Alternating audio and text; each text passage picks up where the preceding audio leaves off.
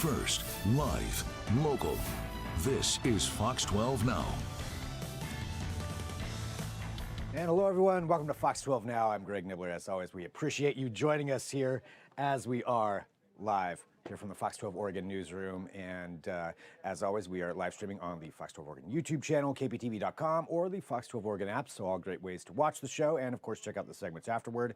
Right now, we are talking about the return of Prime Day, October Prime Day to be specific. And that is what's happening. So lots of great deals out there. I'm sure a lot of people are online shopping right now or heading to your phone or clicking on those links. But you should be a little bit careful because, of course, the scammers are out there trying just as hard to get your money. And that's what we're going to be discussing right now. We've got Jeremy Fuchs from Checkpoint who's joining us to walk through, some of these things that you should be watching out for. And whether it's for you at home, you think, oh, well, I would never be victim to that. Or maybe it's somebody you know, but trust me, they're really good at it. And Jeremy, thanks for joining us. So yeah, with Prime Day here, what are some of the big things that people should really be paying attention to this year?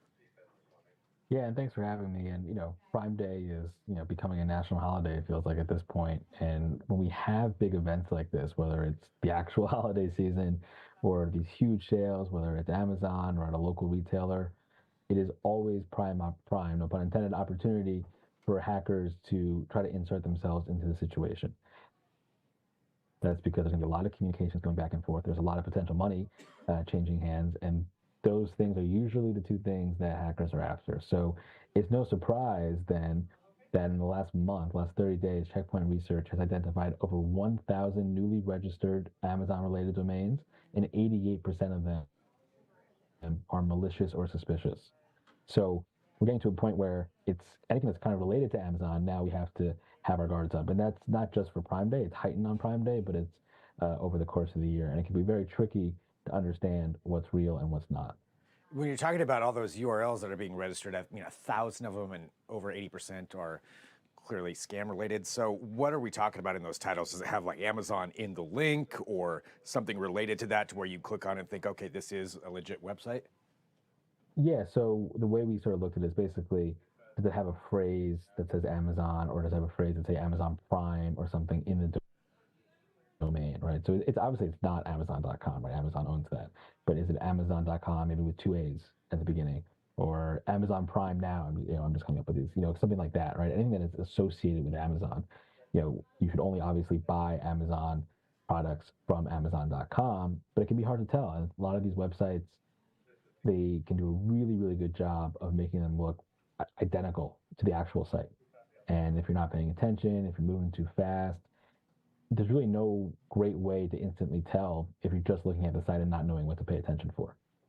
And so if you're, I guess where's the most likely place that people are going to go to where they click on these bad links? Because if they're not on Amazon.com, it's probably somewhere else. What are those places?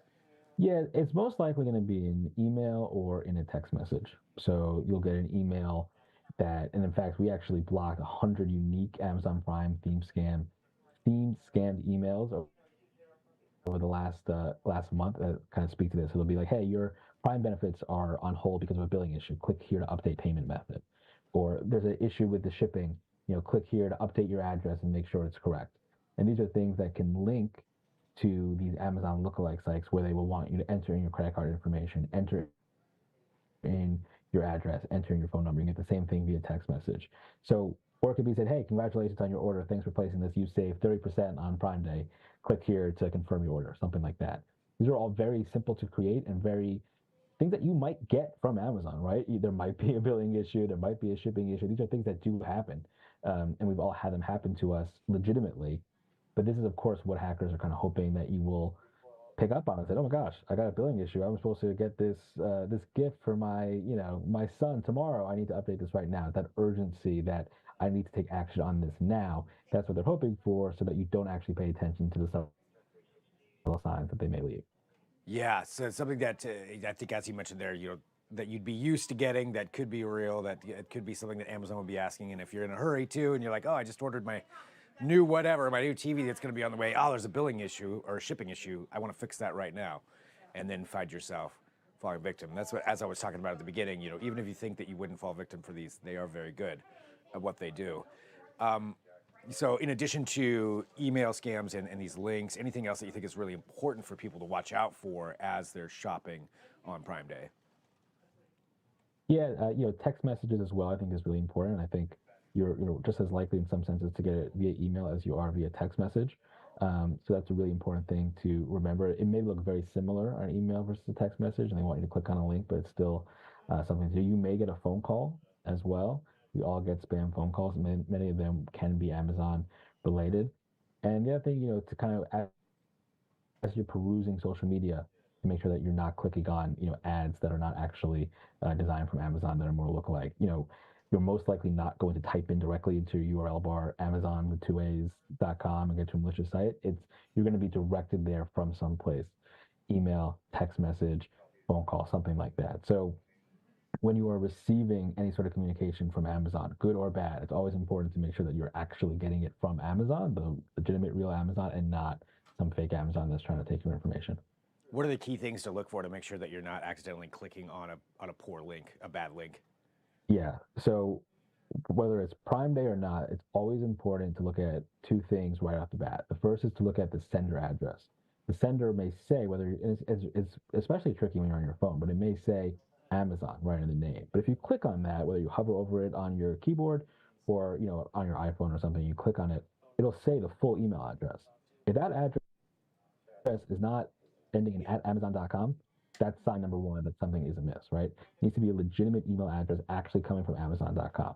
The second thing is to look at the link. You can hover over the link with your mouse on a computer, or if you're on your phone, you can hold it down and it'll show a preview of the website. If that URL is not Amazon.com, even if there's stuff after it needs to be Amazon.com. If it's something else, again, that's sign number two that something is amiss. Usually both of those things are off in a scam email. Um, if you see that, just stop right there. You can report the email as phishing or as spam, depending on your email provider. You can just delete it. You don't go any further from there. The other thing that I always like to remind people is look at the context of the email. Did they spell my name right? Do they have, would I ever have ordered something like that? Would I ever ordered a microwave, whatever it is? Did I order that? Does somebody else have access to my Amazon account that may have ordered that? There's things like that that you can ask, right? Am I an Amazon Prime member? Do I pay for Amazon Prime? If you get that email that is a billing issue and you don't have Prime, obviously that's something you missed. So the telltale signs are almost always there. But as we move so fast and we're trying to rectify a billing issue and we don't stop and think, that's where we get in trouble, and that's what the hackers are hoping for. But when you sort of take a second, look at those first few clues that I mentioned, and then also just kind of think about the logic, that is probably the best defense and something that shouldn't take more than 20 or 30 seconds. So yeah, go through that. Don't just immediately click on it. Make sure that it is legitimate through all those different reasons. And then you mentioned reporting it. So as far as reporting something like that, if it does come through, what's the easiest way to do that, or what's the best? I guess the way that could maybe have the most results.